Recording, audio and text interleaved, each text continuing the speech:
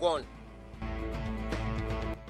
Then in Jigawa State, the recent flood disaster destroyed over 148 communities, displaced more than 50,000 people, and washed away over 11,000 farmlands.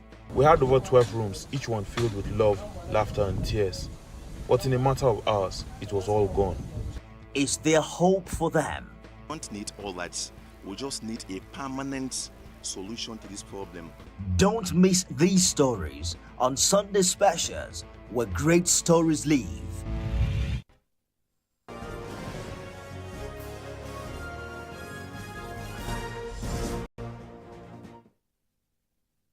If you just joined us, you're still on to TVC News at 4. Well, let's take you to Lagos here, where the State Attorney General and Commissioner for Justice, Lawal Pedro, says the ongoing reforms in the justice sector are geared towards improving economic growth, investment protection, and security.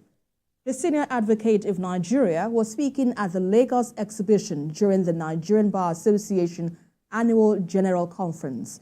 He said the current pace of justice is insufficient and that the state was committed to reducing the time it takes for cases to be resolved in the court, setting a new benchmark for civil cases to be completed within 2 years. The Lagos State Attorney General added that the recent Justice Reform Summit is a crucial step in addressing the existing challenges to justice delivery for citizenry. Now we are bringing in a new dimension.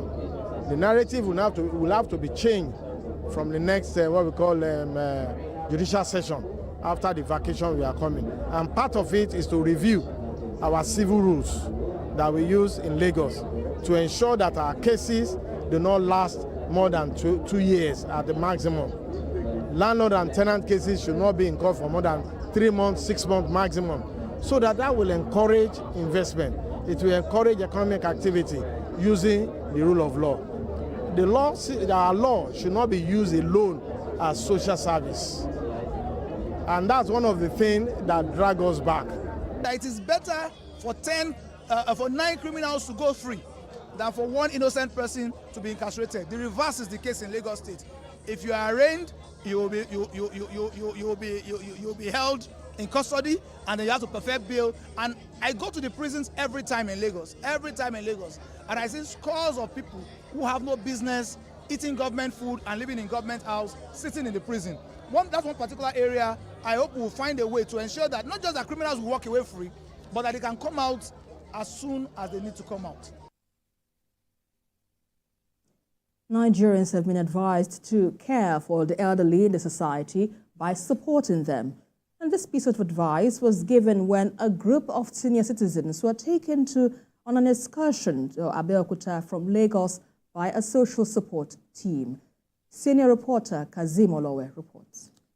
In order to improve the well-being of the aged and reduce loneliness among them, a non-governmental organization has created a program to engage them and make them active. One of such is the train trip from Lagos to Abeokuta, where the aged have the opportunity of relating with one another and visited different sites. The seniors say they find the trip very interesting and encouraging. It was fantastic because I have never entered a train before. I've never had the experience of a train before, but it was fantastic.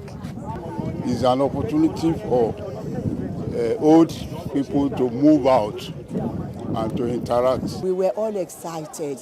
Even the cabins were fully booked. So, and we've been enjoying ourselves all the way from Lagos. Through this outing, I've been exposed to seeing so many areas that probably reminds me of my younger days, and it's projecting me into the advancement in all these areas. You get encouraged, you are motivated, you are energized, as it were, because the activities are just right for us. The wife of the Ogun State Governor, Bamidele Abiodun, also received them. She was represented by the wife of the Speaker of the State House of Assembly, Olayinka Elemide. She said Ogun State have different programs for the welfare and well-being of the people and many tourist attractions for relaxation. Life is actually what you make of it. and we are quite impressed. We're happy to have you around. Ogun State is the gateway for hospitality, for a lot of things, and I'm sure you've seen a lot today, and there's still more. The promoter of the foundation said the program has been very impactful and beneficial to the aged, especially to those whose children were not within the country. So once we retire, what next? You find a lot of elderly people sitting back at home doing nothing. That sedentary living is the bedrock for a lot of ailments to build upon. So what we have charged ourselves with at Full Circle is to curate wellness activities. They say proper care, love and attention will improve the welfare and well-being of the aged and of course guide against depression. Kazim Olowe, TVC News, Abeokuta. And to other news, residents of a community in Osogbo local government area of Osun State are calling for government's intervention on a road linking the community. Well, the road has become worse, forcing vehicle owners to park miles away from their homes. Rafi Hamid reports. Okejetu is one of the biggest communities in Osogbo local government with over 5,000 houses. The community also has about 9 communities under it, which include Aleshinloye, Ishokan, Abaku, Idioro, Kolidowo, Konaik, Olorishaoko, Aberesise, Ibuaje, Anjorin, and Ajangboro. With a population of over 100,000, one of their major challenges is lack of access roads.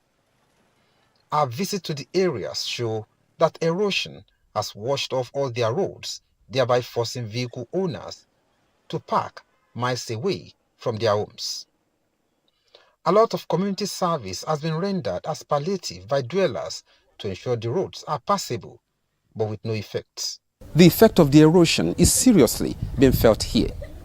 The condition of the road has gone from bad to worse, as it is obvious that vehicles can no longer apply here. Vehicle owners living in this environment now park miles away from their homes.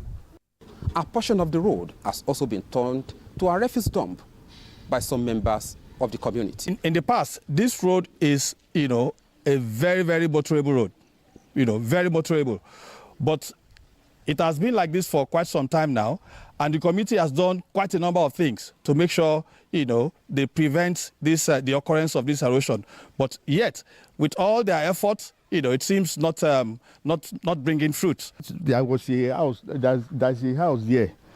The water entered, the flood entered to the place and spoiled everything. Millions of naira spoiled. And we need help from government to please help us to do all these things for us. From our findings, the erosion is as a result of lack of proper drainage system, while we also learned that some houses are built on waterways. Very recently, I think we spoke to Nesria, and they organized a kind of stakeholders meeting at the Secretariat at Abere, in where Ministry of Environment was also present. And so, but we have spoken.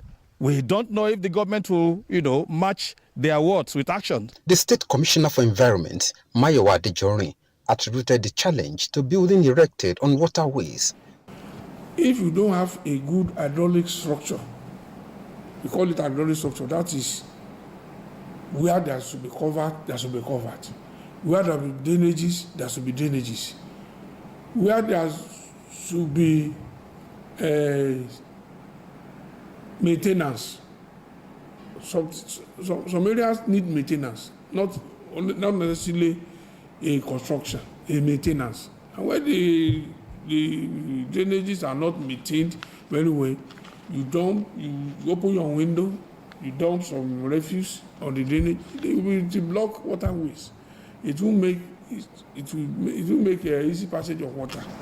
While assuring that necessary measures will be taken by governments to avert the erosion, he urged residents not to dump refuse indiscriminately on water channels. Rafi Hamid, TVC News, Osogbo. Elsewhere, farmers in Nigeria and other regions, particularly in sub-Saharan Africa, are suffering huge losses due to extreme weather shifts in quick succession. To mitigate this, the Nigerian Institute of Soil Science has commenced training of farmers on climate-smart agricultural practices. Chenami Bamiyi reports. Climate change is a pressing issue that directly impacts food security, particularly in regions like Nigeria, where agriculture is an important aspect of the economy and a primary source of livelihood. In Nigeria, food production has been severely affected by climate-related challenges, including erratic rainfall patterns, commonly referred to as the little dry season, rising temperatures, pest infestations, and prolonged droughts. These factors have significantly threatened food security, especially in maize cultivation, which is a staple crop in the north-central zones of Nigeria. To combat these challenges, the Nigeria Institute of Soil Science is actively promoting the adoption of climate-smart agricultural practices amongst local farmers. To go for early maturing variety in the light of the climate change scenario we are experiencing presently, because the early maturing variety by their nature are able to capture the moisture that is the rainfall, especially in regions like ours that is experiencing little dry season. So they'll be able to overcome or go through their growth phase within a shorter time frame, thereby reducing the risk of crop failure that will have come up if they are a longer duration crop. Well, drought has been a major challenge. Drought has really, because the crop productivity really drops and you have a lot of the harvest, you just see it lost before, like what happened the past 3 weeks. It was heartbreaking, but with this, we know what to do next. I find it very difficult to adopt only the enlightened farmers. But unfortunately now, they are coping with partnership with like Nigerian soil scientists. They have been doing very well. They are our partners. There are a lot of workshops, sensitization carrying on our farmers, so there are a lot of improvement now. These practices are designed not only to enhance agricultural productivity, but also to ensure environmental sustainability and increase resilience to the growing variability in climate conditions. As annual rainfall continues to drop, drought has become a major challenge in agricultural practices in the sub-Saharan region, especially in Nigeria. Sensitization of local farmers will ensure that these farmers are able to adopt new agricultural practices to improve their productivity. Chenami Bamiyi, TVC News, Mina. And that's it on the news at 4 this hour. For more updates on the stories we are monitoring, you can visit our website, tvcnews.tv. You can also follow us on our social media handles, Facebook, Instagram, and on X at TVC News NG. On YouTube, we're live at TVC News Nigeria. Many thanks for watching. I'll see you again in the next 25 minutes. Bye for now.